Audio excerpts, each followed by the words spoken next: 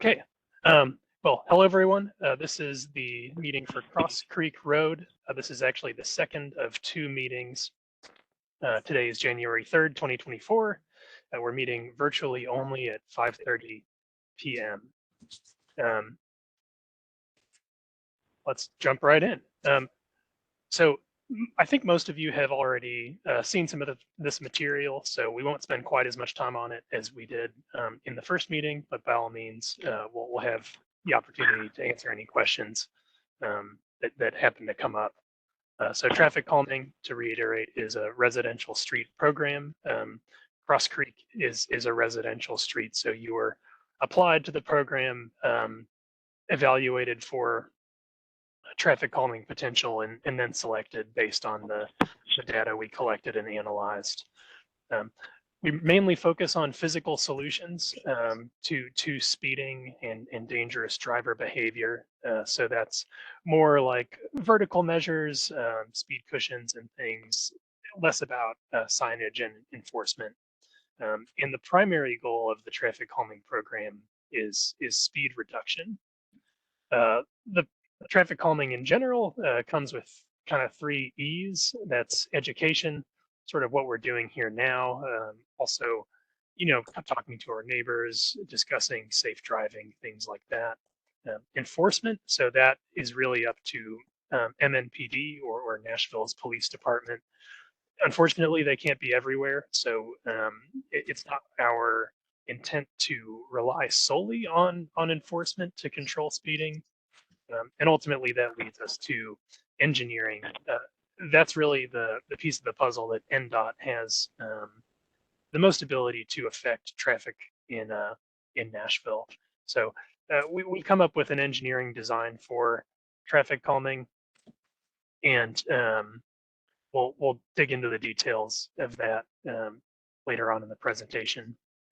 And then just before we dig in further, this is to reiterate that with the speed reduction goal, what we're really pursuing here is safety. So in Nashville, too many people are killed on our roads, whether it be walking, biking, or driving.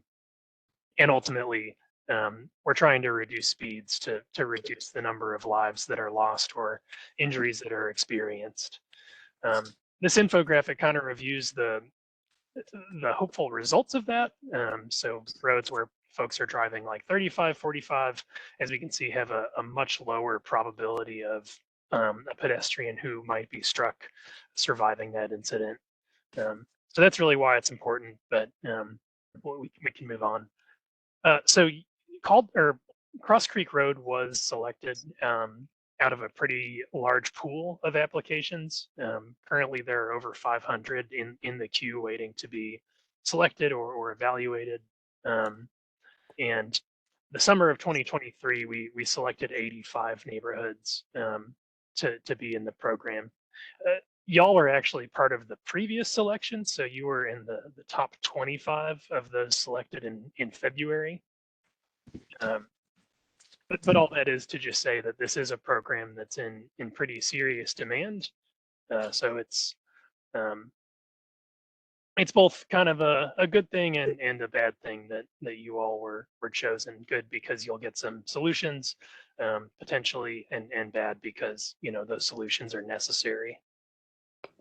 So there's a few things that the traffic calming program can do, and infinite things that we really don't handle. So if there are any things like new signs, signals, sidewalk repairs, you name it, we can talk about the ways to seek those, but the best place to start for just about anything Metro Nashville related is Hub Nashville. So that's 311 on the phone, hub.nashville.gov online. I put in requests fairly frequently as I come across things that I think NDOT would want to know about, and generally have had a pretty good experience with them. They can't do everything, but it is a resource we want to make sure everyone is aware of. So before we start talking about Cross Creek Road in particular, I just want to pause and ask, does anyone have questions about what we've covered so far? Nope. All right. I see someone would like to close the street year round. I don't think that's in our tool chest, unfortunately, but David, for background, there's construction happening on the road now, so the road's closed. So we're just saying, like, hey, this is really nice. Let's just. So it has a true calming effect. Yeah, it's very nice. Got it. Well, that is something else. You don't usually get folks commending the disruptions caused by construction sites, but that probably speaks to the current state of things. So anyway, as y'all know, this is Cross Creek Road. This map is really just to point out the extents of the project. So it runs from Valley Brook Road down until it intersects with Sugar Tree Road.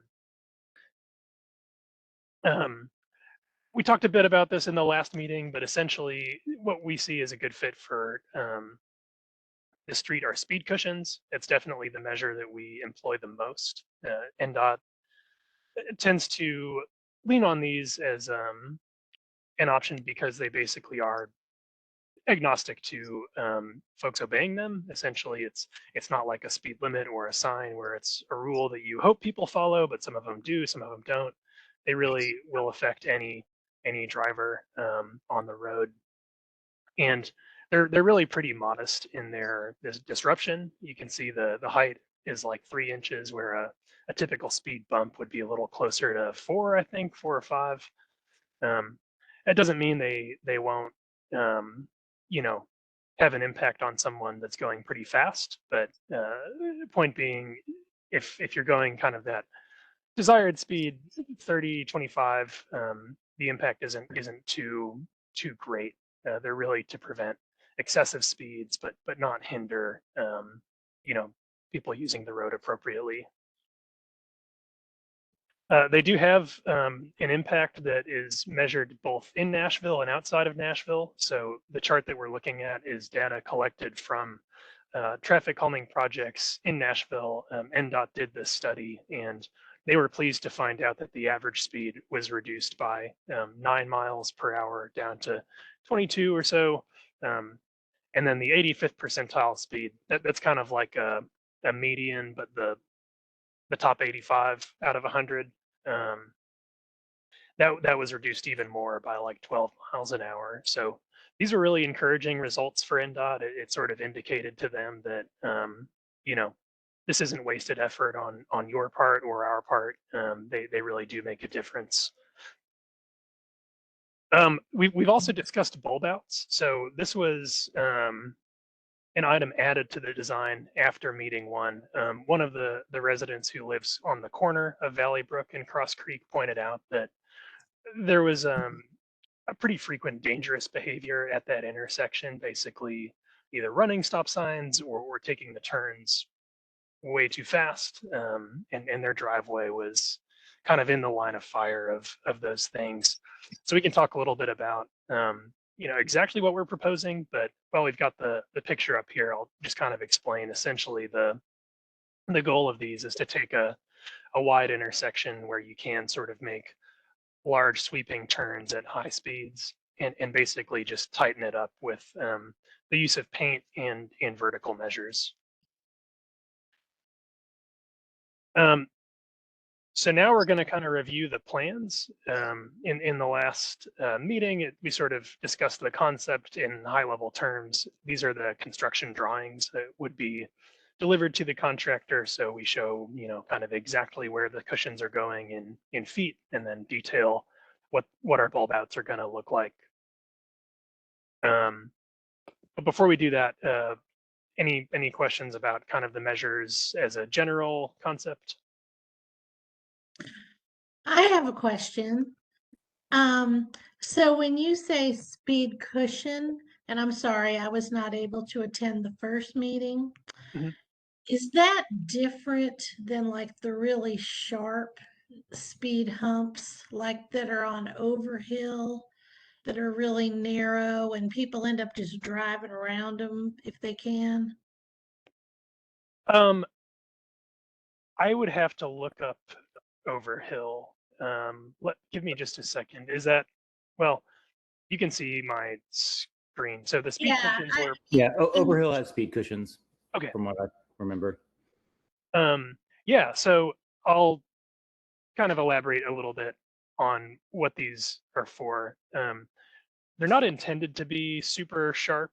Some of them are longer than others, like there's 7-foot examples, and then 10.5, 14 as the desired, target speed increases. To address driving around, there's a couple things we can do about that. Basically, we prefer to keep gaps in the cushions and the edges of the road less than 4 feet. So cars at their smallest are like 6 or so. So the vast majority of the time when these are installed, you'd have to go pretty far out of your way to avoid them. Where we have roads where that's like extra feasible, so if anyone's yard was like especially flat or there was like a wide open area next to the cushions, what we can do is either add some delineators like we have here, or potentially even just put the signs for the speed cushions like right next to them. So there's a couple strategies we use to prevent people driving around cushions. I'd like well, to think that, to me, your picture, it looks like a longer cushion, which I think that's good. The ones I'm thinking of are like much smaller. I don't really know the best way to describe them, but I honestly feel like this longer cushion would be more effective than the ones I'm thinking of. But yeah, understood. Just to confirm, the ones that we're proposing currently are the 10.5-foot version, and that is the bottom left corner here. So that's kind of our middle ground speed cushion. The sharpest is the 7, and those really just go up and then come right back down. The 10.5, they add another section of just flat cushion to make it more of an arc that the wheel would have to travel over. okay. Any other questions before we dig in to the design that is? Okay. Well, like I've mentioned before, so we reviewed the concept design for Cross Creek. We proposed 3 sets of speed cushions. Those are spaced basically just not so far apart that you're able to pick back up all your speed again, but not so close that we see diminishing returns. We find that sweet spot to be kind of between 300 and 500 feet, and that's generally what we design to.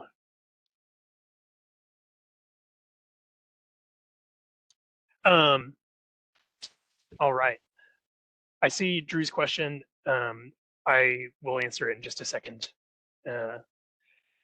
So this is kind of the closer up version. We do not put cushions within like 15 feet of driveways. So you can see we kind of detailed exactly how far away these are from drives. That's just to allow anyone to like do a big backup maneuver and not have to mess with driving over a cushion every day to leave. And then this is the bulb out design that we're proposing.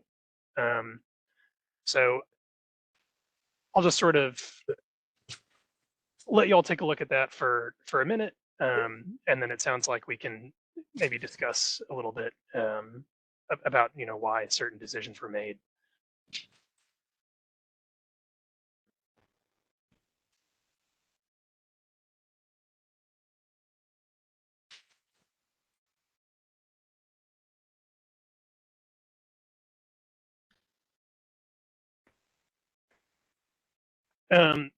Okay, so I will resume talking and just sort of spend a second to sort of answer a couple of comments that are in the chat right now.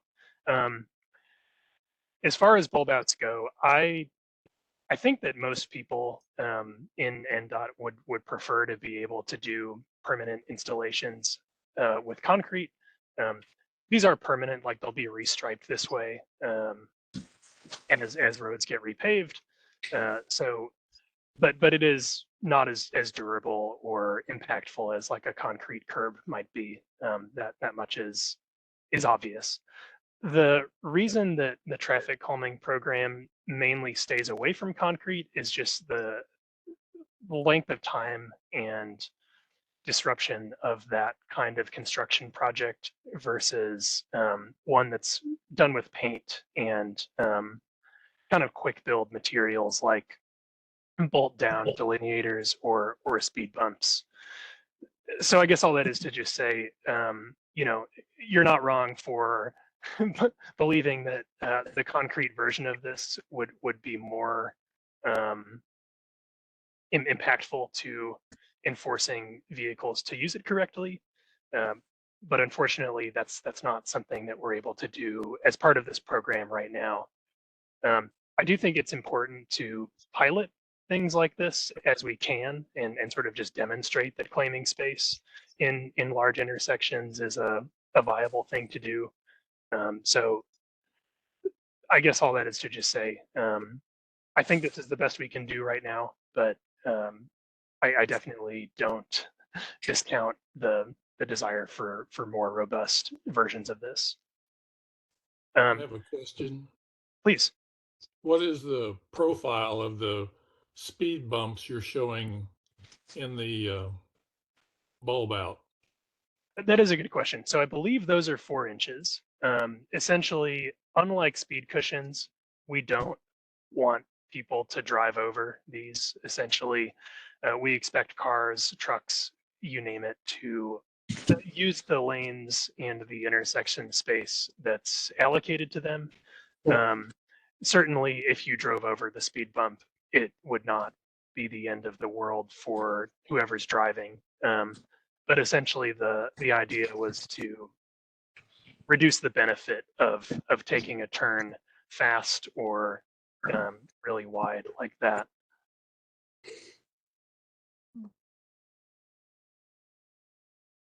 Are those pretty effective? The white lines and the rubber speed bump? Yeah, I think so. Honestly, Nashville has not done a bulb out quite like this before.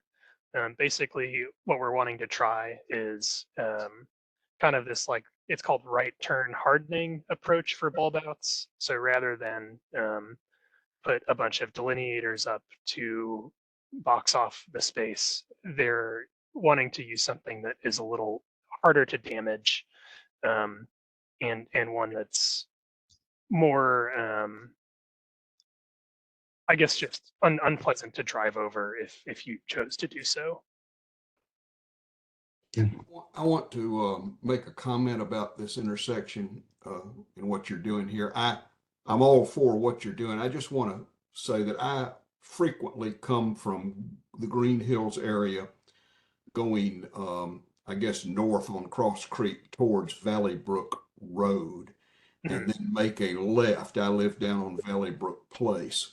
I've lived there for over 40 years. I make a left onto Valley Brook Road. And I have a problem with people coming down Valley Brook Road to make a left onto Cross Creek, and they cut that corner terribly. I don't know what you need to do to try to stop people from cutting the corner, but I've almost been hit. I mean, I come through there probably once a day on average, and I've almost been hit there a few times where people are just, well, they're not stopping at the stop sign, but they're also just cutting the corner pretty badly and coming. I'll be behind the crosswalk signal or excuse me, the whatever it is, that point where you're supposed to stop, and they're cutting right across that. Yeah, we actually heard about that issue in meeting 1 quite a bit, and it makes sense. This radius right here is much wider than we would normally, recommend today. So it is clear how you could see if I'm driving, this way, and I'm going down Cross Creek and using it as a cut through, as many do. It certainly is an inviting stop sign to run. If we install this, what people are going to get are some pretty heavy visual cues that this is a tighter intersection. So these are double white lines. Those are sort of what you see like next to a toll lane, for instance.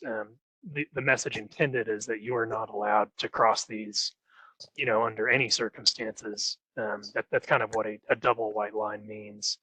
And then if they were to decide that they wanted to ignore the paint, this big black line here, that is a speed bump like this. So it's not going to make anyone like spin out of control or anything, but they'll get a jolt as if they were driving at speed over a speed bump. Like if you were, in a parking lot and didn't see one coming, I think that we've all had that happen to us once or twice. So that's the intent there, is to basically force people to come all the way up to the stop bar, stop, and then make a left.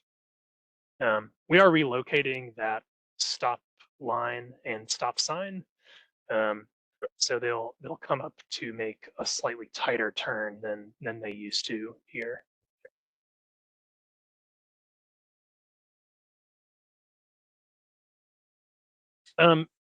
Any other questions? I do see a comment about cushions being a little small for large SUVs and pickups to be affected by them. And essentially, the constraint that cushions are designed to assuage are the need for emergency vehicles to travel through places quickly. So basically, the compromise that exists is being able to have a large vehicle like a fire truck or an ambulance with a larger wheelbase be able to be less affected, where a narrower vehicle that we might drive every day is more affected.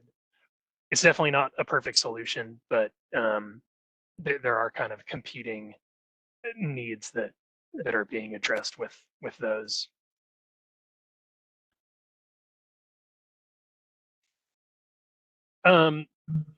If we don't have more questions about the bulb bar. Hey, Yes. David, Ben, just a clarifying question. The barbell drawings for me make sense. Thank you. And then the three traffic slowing areas, those visuals you showed of the other streets, that's what would be on our street. Just to be clear, it'd be those same kind of make and model, so to speak. Yes. So this picture in the top left is our best approximation of what will be installed. Okay. Yeah, so two 10.5 foot speed cushions at each of those spots. Okay, thank you. Do you see any difference with, I guess, speed between the two that you have there and then 3? Oh, I don't. It's not something that Nashville has studied necessarily, but basically the choice between 2 and 3. I guess I should clarify. Do you mean 2 across the road versus 3 across the road? Yes. Or okay. Yeah, it's like there was one right in the medium and then 2, because Yeah. Let me jump forward. So this is the kind of the configuration detail we work with. All of the cushions are 6 feet wide, and we need to leave at least a 2-foot gap between them for the wheels of those buses, fire trucks, ambulances, what have you. So on a road that's 23 feet wide, really we're limited to 2 and wouldn't be able to do 3. But essentially, the choice of how many cushions that go across the road, that's really just driven by the width of the street. So we've done up to 6 on roads that are extremely wide. But for a 23-foot road like Cross Creek, 2 is generally the choice we'll propose.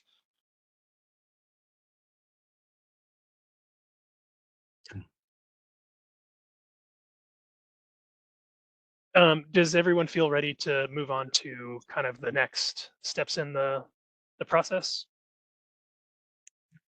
Yes, I am. Excellent.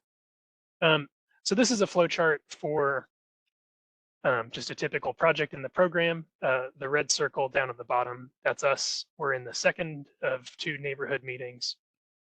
And what we'll do next is an online ballot. So the next couple slides show how that works.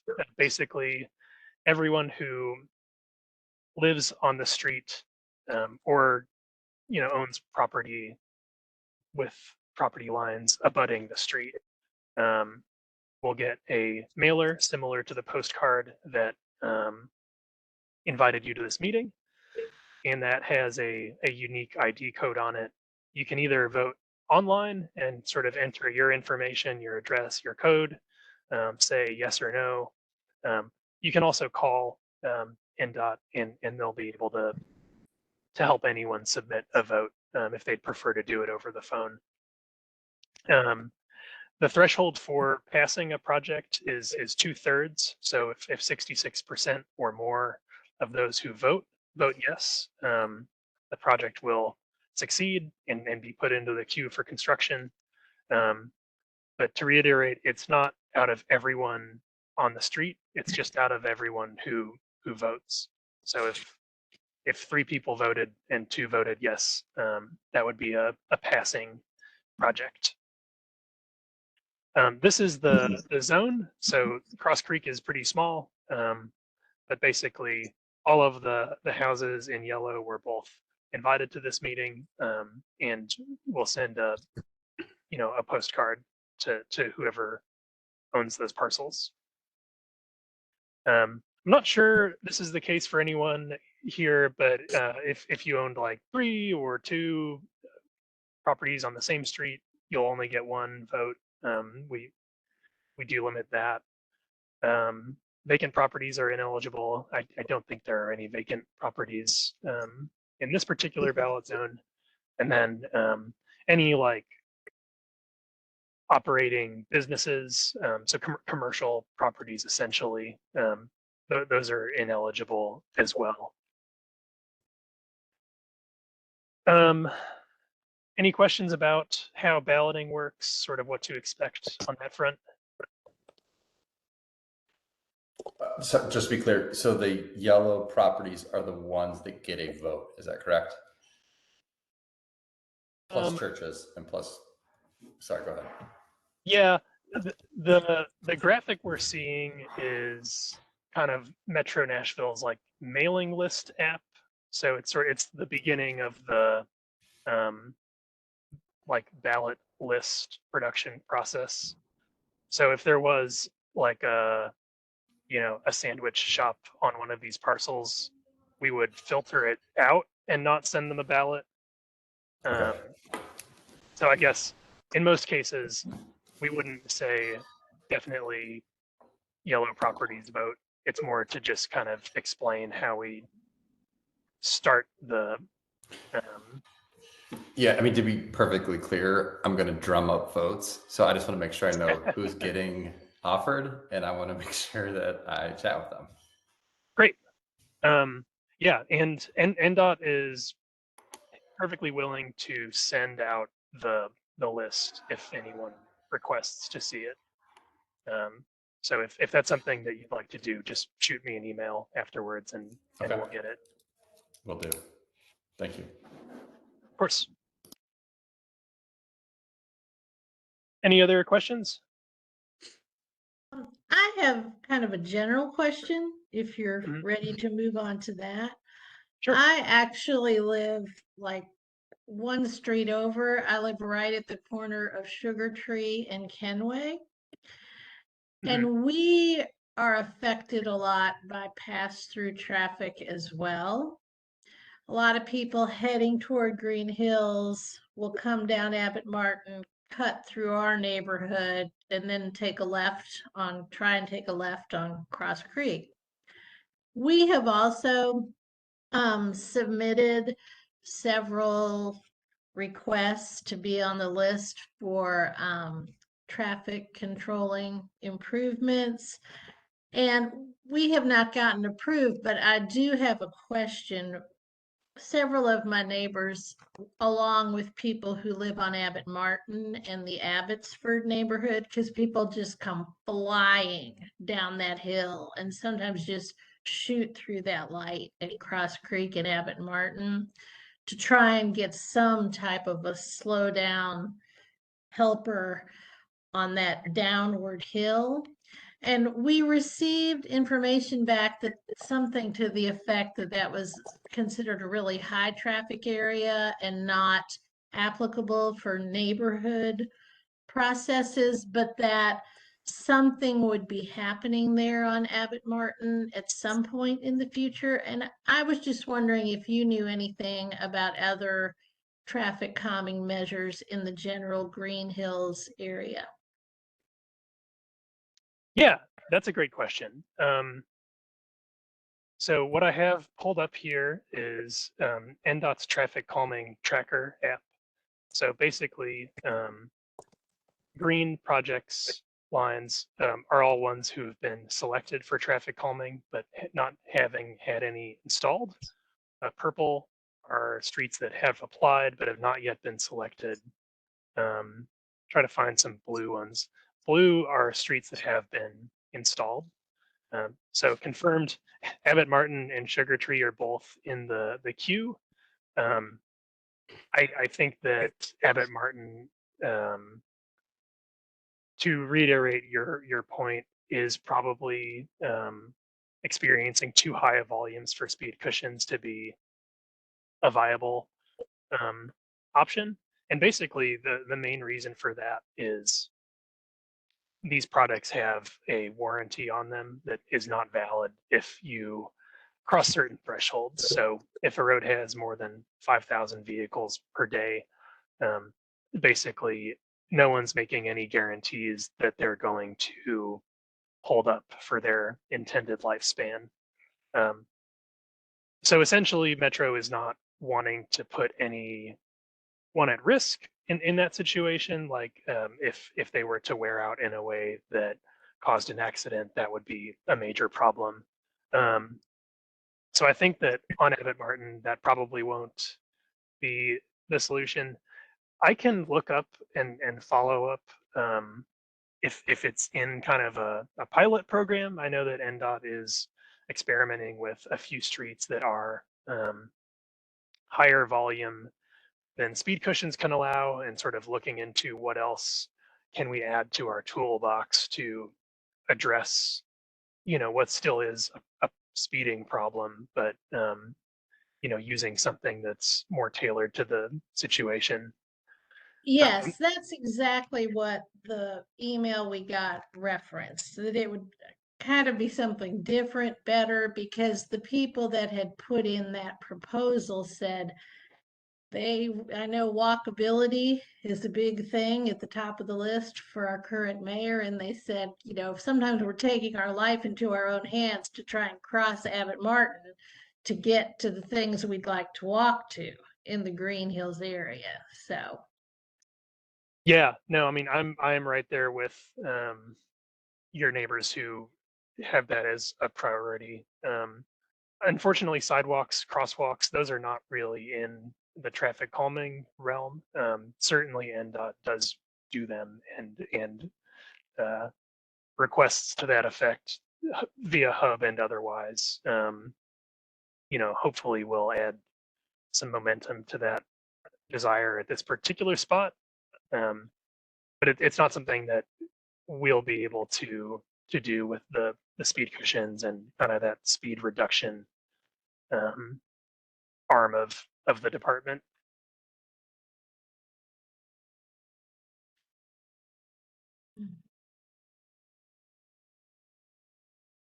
I will come back to the presentation here. Do we have any other questions about the project or otherwise?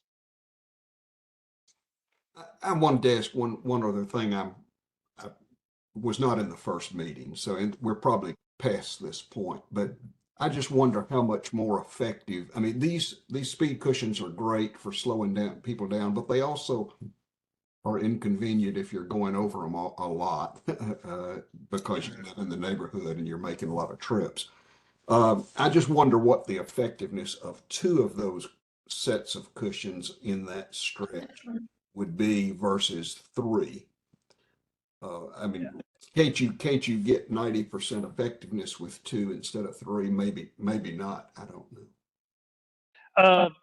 I can't quantify like how effective one is versus another scenario, but basically I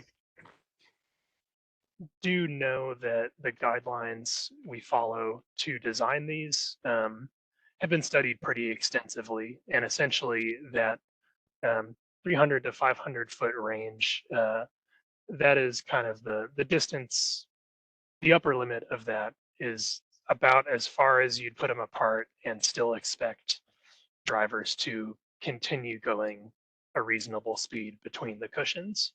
And the distance here, the total distance of this segment is what, about 1,000 feet? Oh, that's a good question. I know that our scale here is like 1 inch equals 100 feet. So if you can kind of try to apply that visually, we're looking about 400 feet to 500 feet apart. I can confidently say if we removed a cushion, they would be well beyond the range that we prefer to fall in. Okay.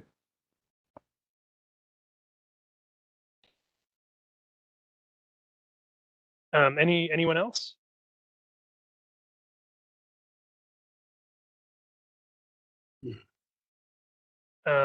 Okay, well, everyone, thank you so much for your time. We really appreciate you all being involved. Please look for the ballot mailers. I'm going to shoot for having those in NDOT's court by the end of this week. So sometime next week, you should expect to get some in your mail.